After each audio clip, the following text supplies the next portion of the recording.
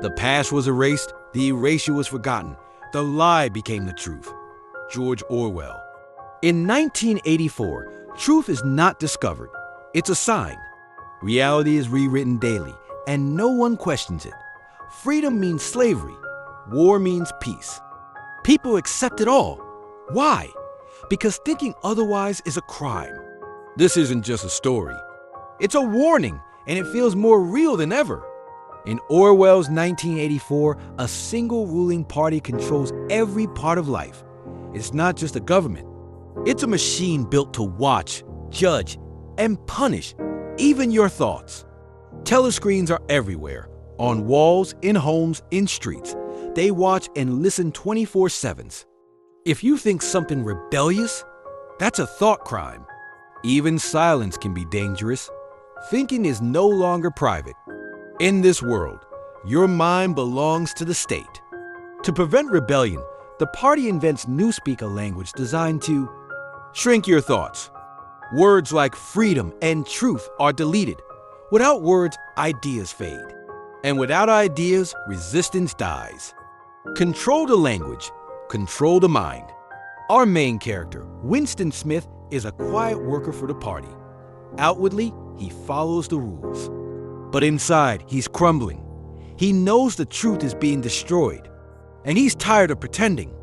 He begins to write a secret diary, his thoughts, his doubts, his quiet rebellion. Just writing in it is enough to get him killed. Then he meets Julia, another rebel. Their secret relationship is dangerous, intimate, and illegal. They believe they're finding freedom, but they're actually walking into a trap. Winston is being watched. Eventually he's caught, not for action, but for thought, for the crime of wanting truth.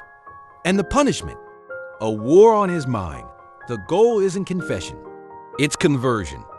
The party doesn't just control behavior, it manipulates emotion. Every year, citizens join a ritual called Hate Week. They scream at enemies, real or invented, and chant in love for Big Brother. Even daily, they participate in 2 minutes hate. Where propaganda films rile up rage and adoration, it's loud. It's terrifying, and it works. You don't have to believe. You just have to perform. The party doesn't stop at emotions or behavior, it rewrites history itself. Yesterday's facts vanish. Old newspapers are changed. Records are destroyed. Why? Because if they control the past, they control the present. People start to question their own memories. If the record says 2 + 2 = 5, maybe you're just wrong. This is more than censorship. It's gaslighting on a national scale. And eventually, truth becomes whatever the party says it is. Perhaps the most haunting part of 1984 is not surveillance or propaganda. It's how the party breaks the human spirit. Winston is tortured not to extract secrets, but to destroy his beliefs. To make him love Big Brother, Room 101 is where this happens. It holds your worst fear. For Winston, it's rats. And when faced with it, he begs them to torture someone else. That's when the party wins. They don't just want obedience, they want love. 1984 is not just a warning against any one ideology. It's a warning against power that goes unchecked. Orwell shows us how truth can be shaped, how language can be weaponized, and how fear can erase humanity. In the end, Winston no longer hates Big Brother. He loves him. That's the darkest part. Because when you control the past, the language, and the mind, you don't just control people.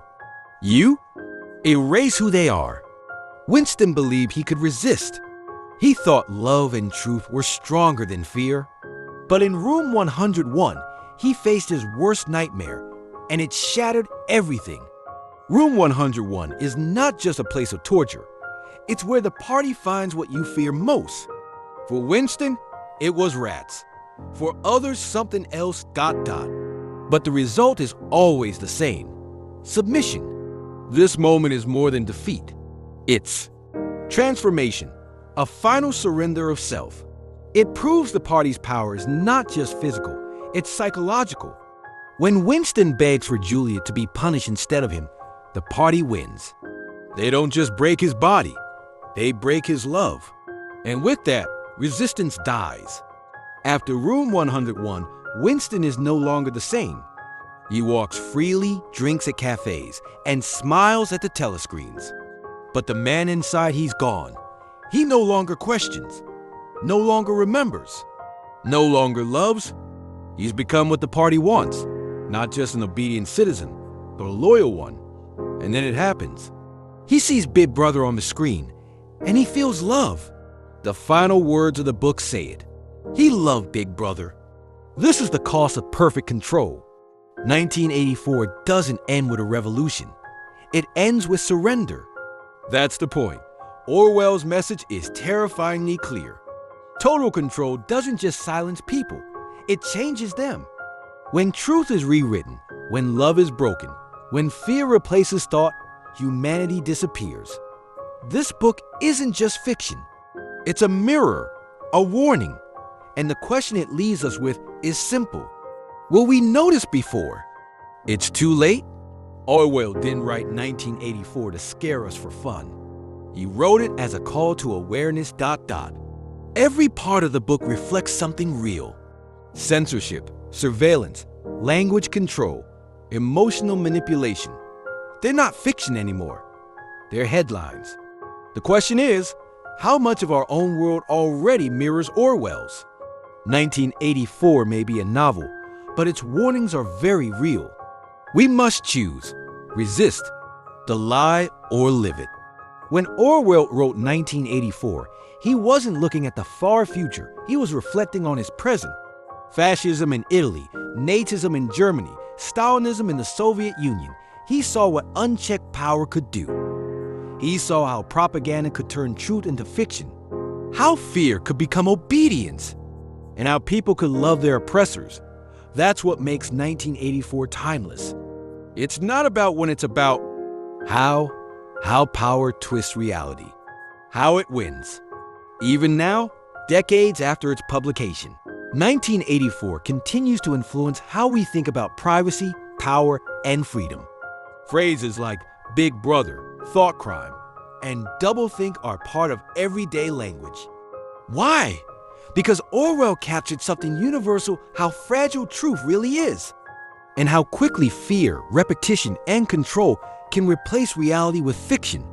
We're not living in 1984, but sometimes it feels like we're close. This is why 1984 still matters. It reminds us that freedom isn't just about laws, it's about truth. To stay free, we must question what we're told, remember what happened, and speak what others won't. Orwell gave us a map. The future is ours to navigate. So the next time someone says 2 2 equals 5, ask them why. Because once you forget the answer, you're already living in their world. If this made you think, don't forget to like, comment, and subscribe for more deep dives like this.